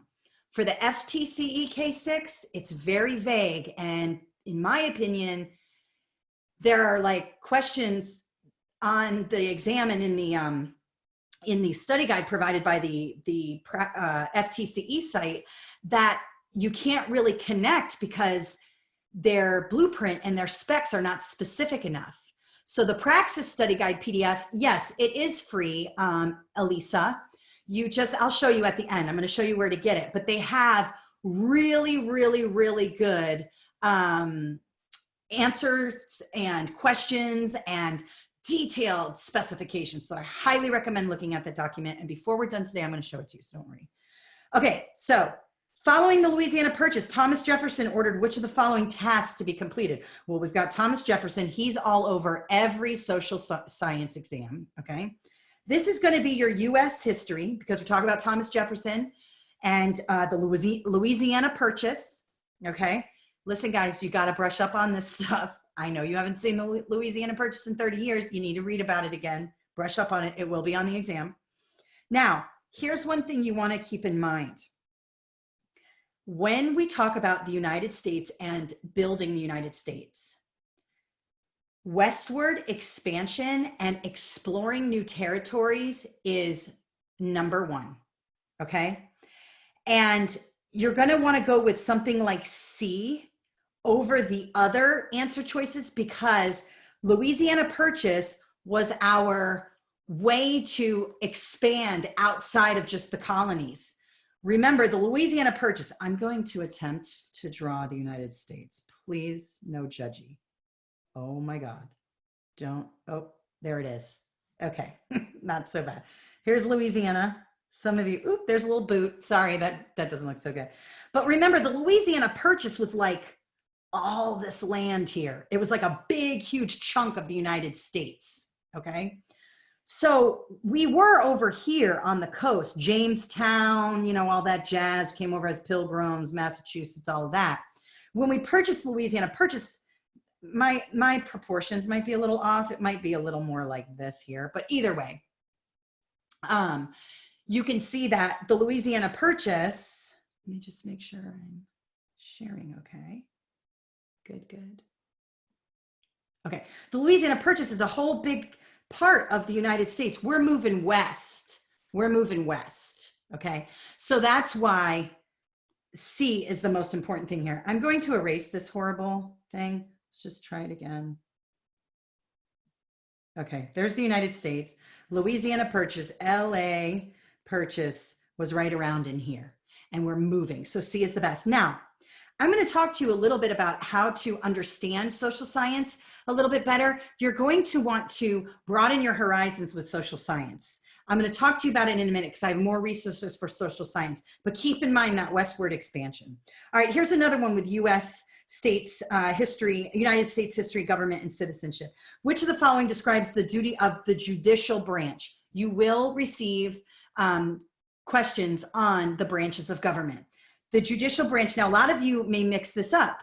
You may say makes laws, implements policy, things like that. But the judicial branch, think about the Supreme Court. They determine whether or not a law is constitutional, right?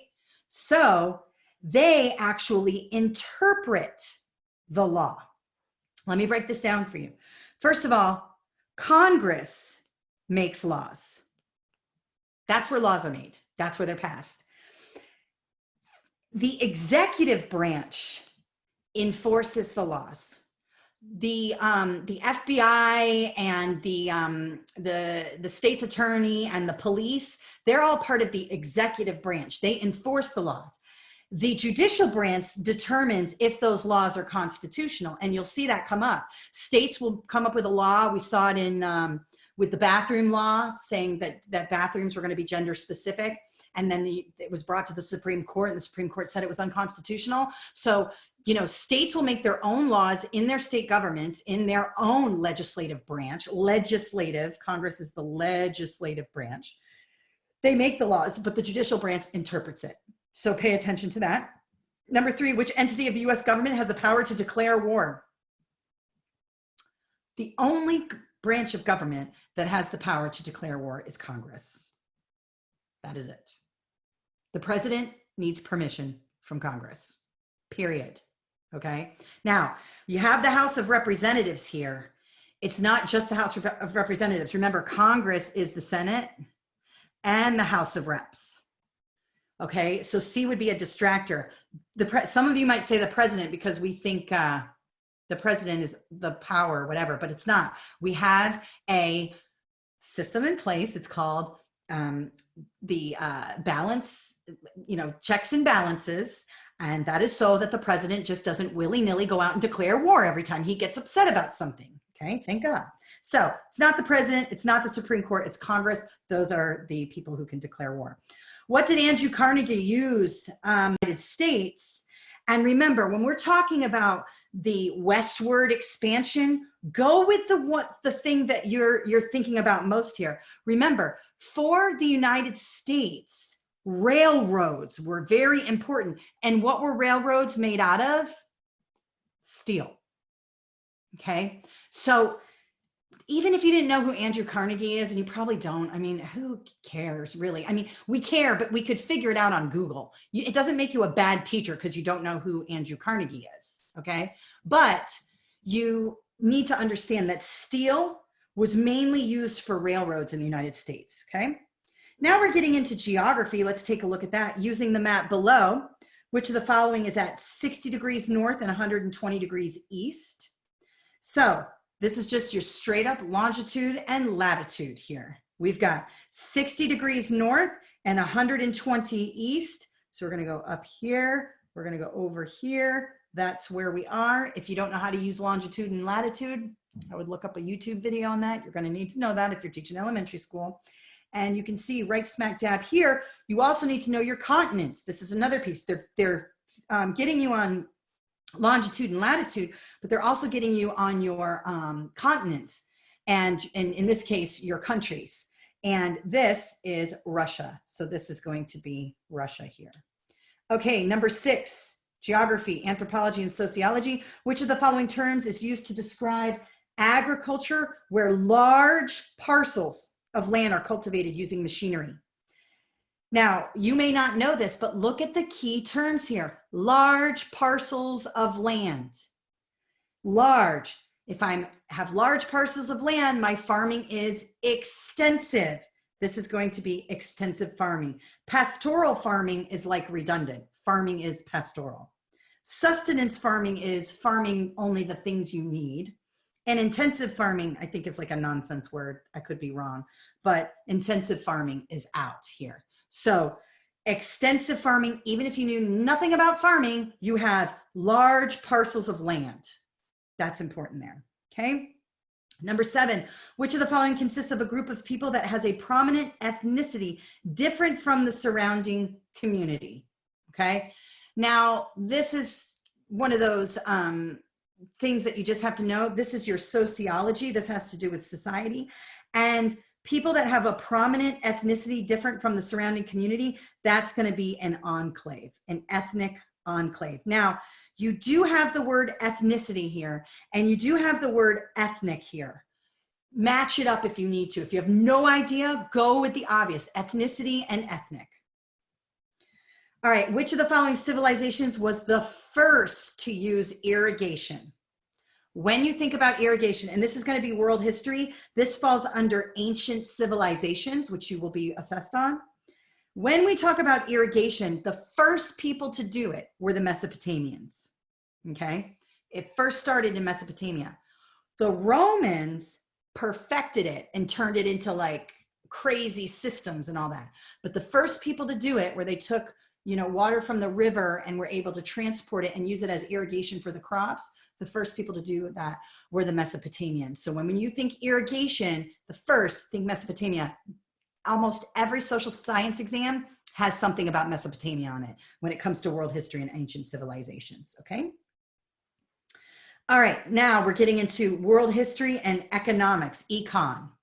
Now, even if you don't know anything about econ, if econ is not your strong suit, look at the question and go with the best answer choice here.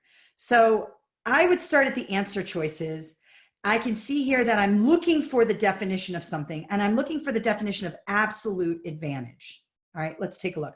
When a country produces goods at a lower opportunity cost than its competitors, I guess that's an advantage because it's a lower opportunity cost. I'll talk to you about what opportunity cost is in a minute. I just did a video on it last night. B, when a country has an economic surplus and its trading partner has an economic shortage. Okay, if I have a surplus and they have a shortage, that's good. When a country specializes in a product they are most efficient at producing and trades for products that other countries are most efficient at producing. This is the key here. We specialize in producing these products.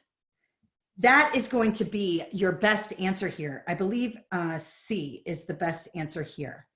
Check me if I'm wrong, you guys. In the chat, check your answer. Oops, sorry about that. Let me go back. Hello.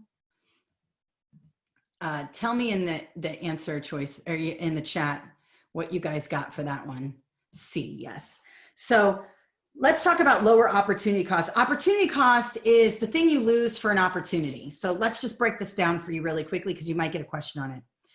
If I'm going to build a new addition onto my restaurant that seats more people, I'm going to have to shut down my restaurant, let's just say, for 2 months to build the addition.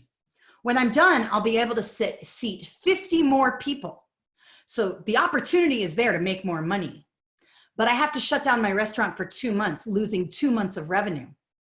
The opportunity cost is the 2 months of revenue I would have lost if I shut down my restaurant. I will make more in the end, and hopefully my gamble works out for me. You know, building the extra space for my customers. In the end, I'll make more money, but on the short end, I'm going to lose money. That's opportunity cost here.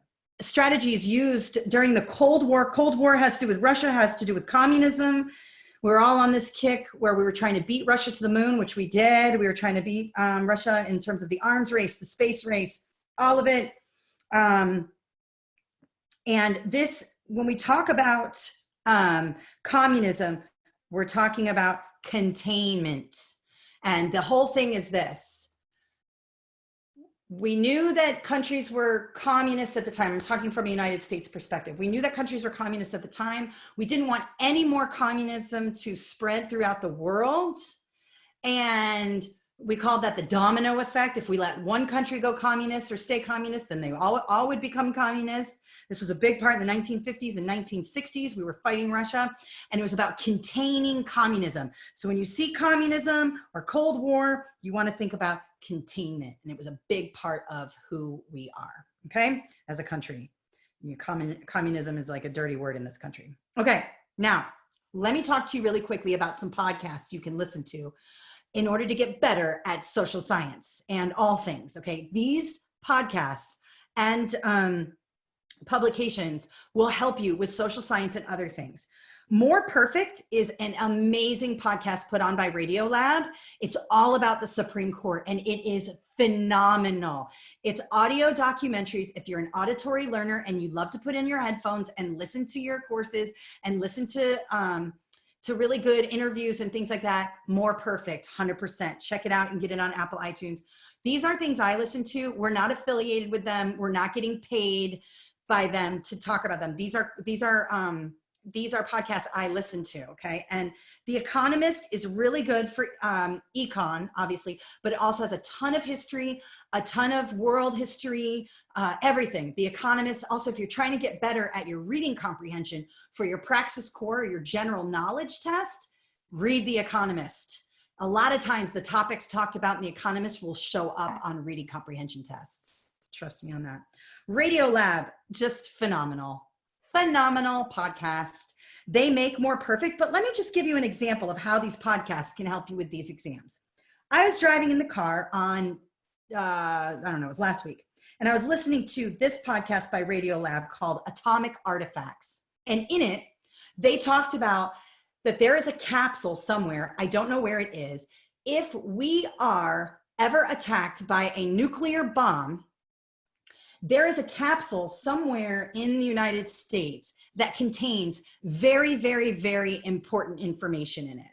It has Lois and Clark's map or compass or something for their expedition. It has Lincoln's speech, I believe. I don't know. You got to listen to the podcast. It's got all these things. And they're kind of random, right? And I was thinking, Lois and Clark, why is that in there? Why? And this will help you with, this is why background knowledge is so important.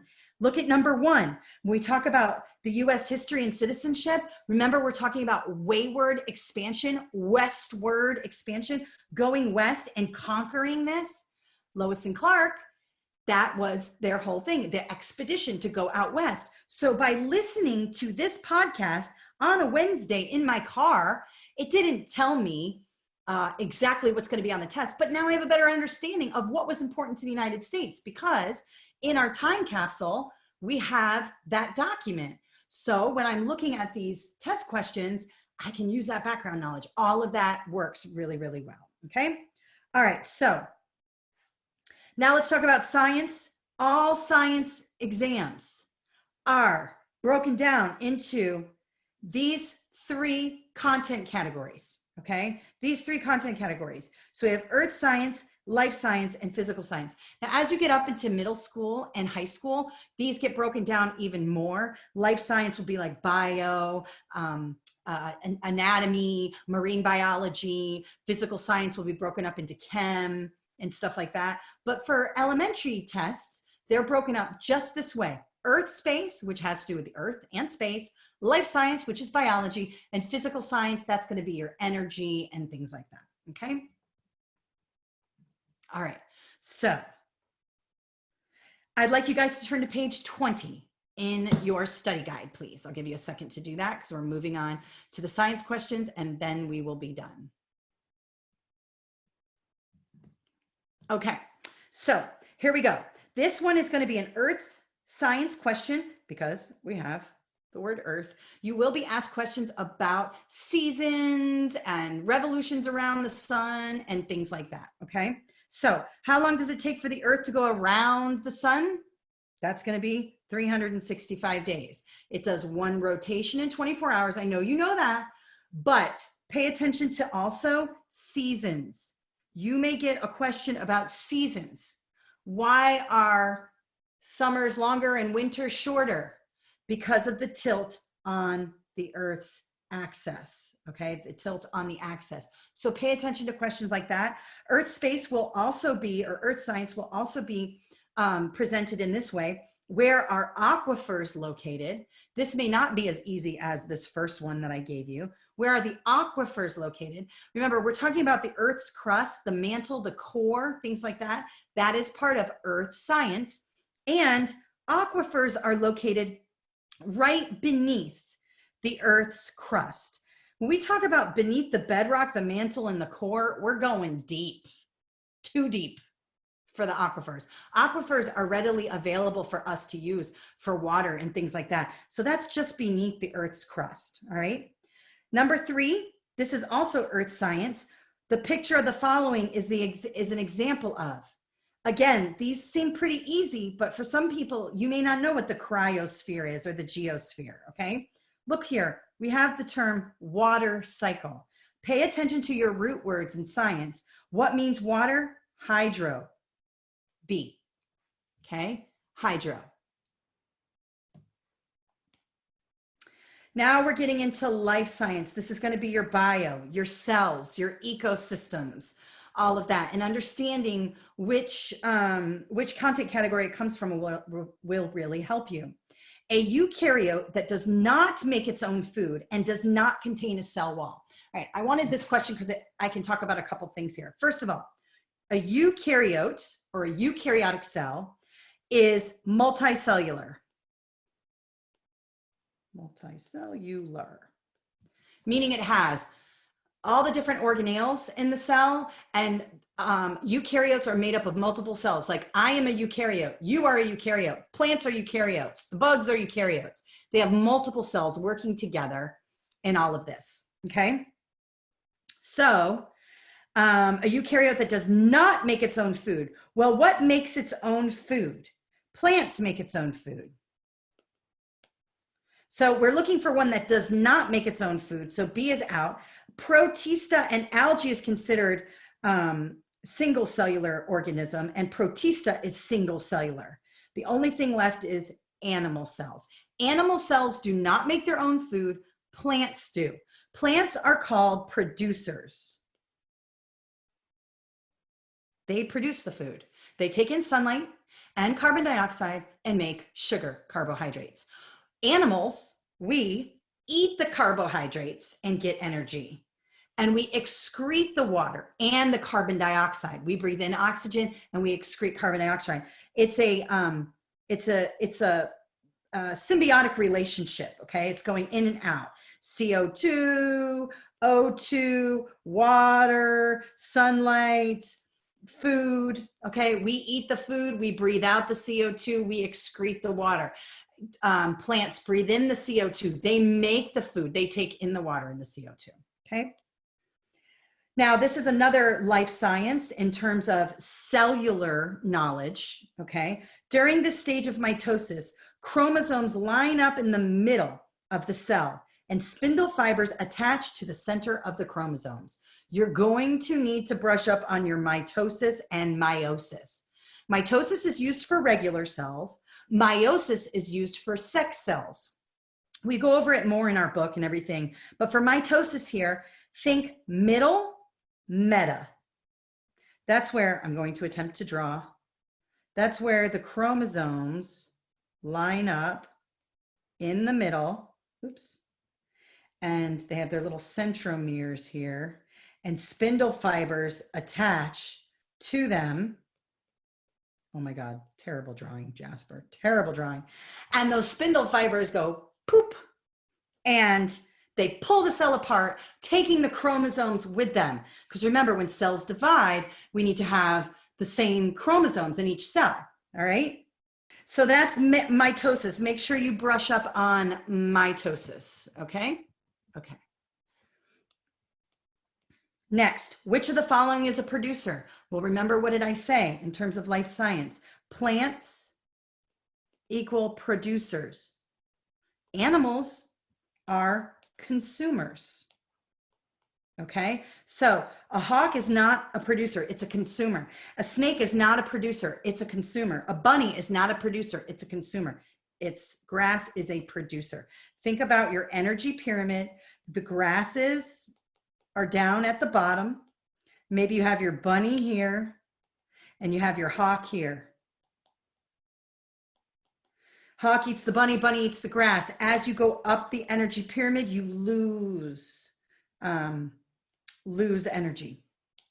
The most energy you'll ever have is in the grass. That's why a plant-based diet for everybody is the best diet, because we don't waste too much energy trying to get it.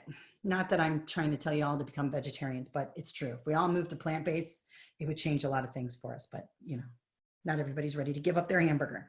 All right, now we're moving into physical science. This is going to have to do with like density, energy, circuits, electricity, lightning, all that kind of stuff, okay? In a glass of water, ice floats to the surface of the water. Why does this happen? Now, a lot of people don't know why this happens. But it's because the ice is less dense than the water. Things that are less dense float to the top, okay? And that's why we are talking about C here. The ice is less dense than the water, okay? Let's talk about lightning. You might see something like this on the exam. Which of the following is an accurate depiction of how lightning works? Again, you may not have seen this in 20 years, okay? Remember, with lightning, opposites attract. With circuits, opposites attract. And what you want to do is you want to have positive down at the bottom and negatives in the clouds. And what that happens is that causes electricity. That causes lightning. So D is the correct answer here. Why? Because look, positives are down at the bottom and the negatives are lining up at the bottom of the cloud. A, B, and C are all jumbled up. They don't work that way, okay? So we want to choose D, all right? And the answer explanations in the document will help you there. And energy, at what point on the graphic below is potential energy the highest? You will be asked questions about potential and kinetic energy. Kinetic energy is when something is moving. If I threw this pen across the room, the kinetic energy is the movement of the pen across the room. But if I hold it back here and I get ready to throw it, that's potential energy. If I hold it up here, it's potential energy. A is where you have the most potential energy. D is where you have the most kinetic energy. Potential, kinetic. Remember that. You'll be asked it at different ways. Some of you are asking for the study guide. You can get it. Don't worry. We're going to send it to you. You're going to get the study guide and you're going to get this.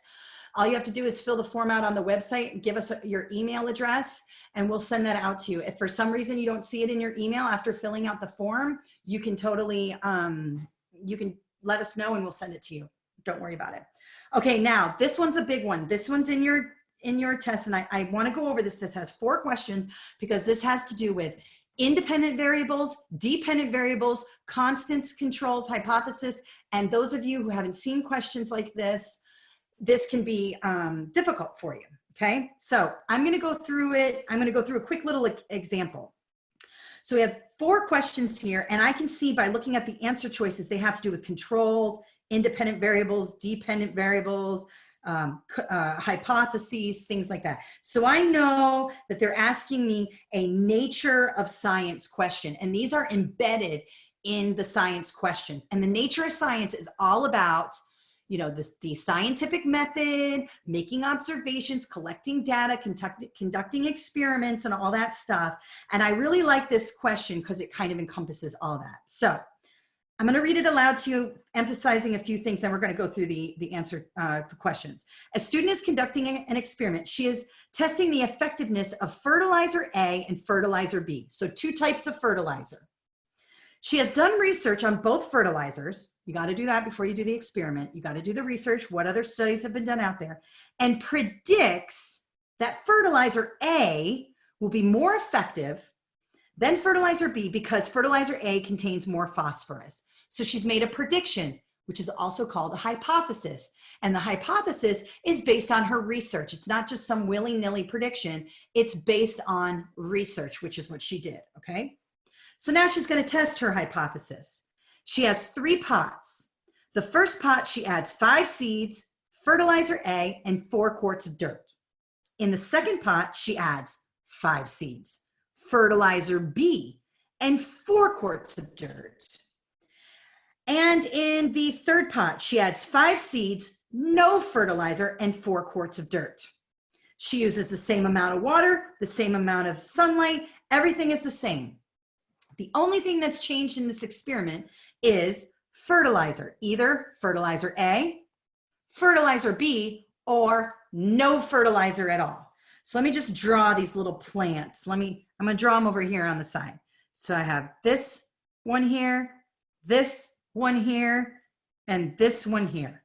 I have 5 seeds, 1, 2, 3, 4, 5, 1, 2, 3, 4, 5, 1, 2, 3, 4, 5. Same Z's.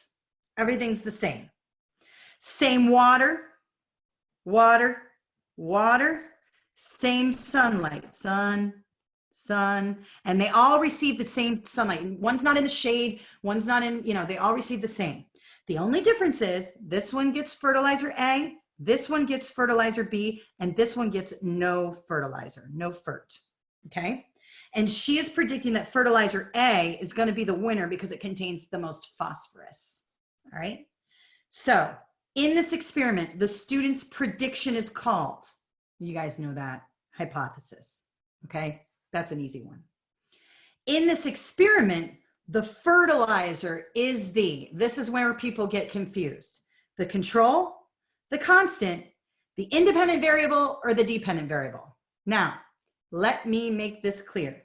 The independent variable is the thing that the researcher manipulates. It's the thing you do. So if I put 100 of you in a room and I was testing a drug and I gave you the drug, that's the independent variable. In this case, the independent variable is the fertilizer, because that is what I am putting in the soil. I am manipulating it. I'm putting it in the soil, okay? So that is the independent variable. The fertilizer is the independent variable. The dependent variable is the difference in growth, because it depends on it. So if this plant grew bigger than the other plants, that's the difference in height is the dependent variable. It's depending on the amount of fertilizer it got or lack of. In this experiment, the pot with no fertilizer. All right, let's talk about this. We're testing fertilizer A and we're testing fertilizer B. And if I were only to use 2 pots to test, and I just use fertilizer A and fertilizer B, am I really getting an accurate read on which one is better? Probably not. I need a pot with no fertilizer, which is called the control. A control makes the experiment stronger, because if we had a few plants that had no fertilizer and they didn't grow very well at all, we would know that the fertilizer A and B are growing. We would know that the fertilizer does make a difference. But let's say I have, 5 or 6 plants with no fertilizer, and they grow taller than fertilizer A's plants and fertilizer B's plants. Then we know that fertilizer A and fertilizer B are not that good. So that's why control is so important, because it helps to make the experiment stronger. And then finally, in this experiment, the difference in growth is the dependent variable. Let me give you another example. Let's say I put 10 of you in a room A, 10 of you in room B. In room A, I give you a drug, and I write down the effect of the drug. Do you get sleepy? Do you get hungry? Do you get excited and anxious? Okay. In room B, I give you a placebo. It's not the drug. You don't know if it's the drug or not. That's the control. But the difference in the way you guys act is my dependent variable. In this case, the difference in growth. A is 5 inches taller than B. B is 3 inches taller than the no fertilizer. That is the dependent variable. So make sure you remember that when you're answering these questions. Okay.